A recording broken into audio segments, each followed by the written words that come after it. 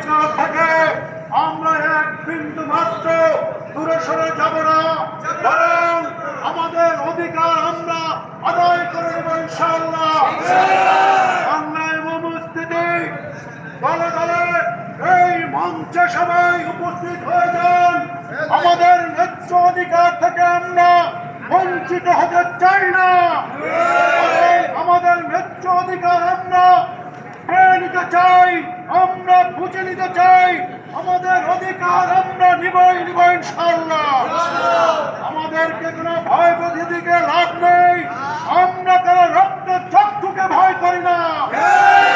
আমরা এই প্রজাতন্ত্রের কর্মচারী, এটা ব্যক্তিগত কর্মচারী নয়, বরং আমাদের অধিকার আমরা মেনে নেব। আমাদের অধিকার আমরা মেনে নেব।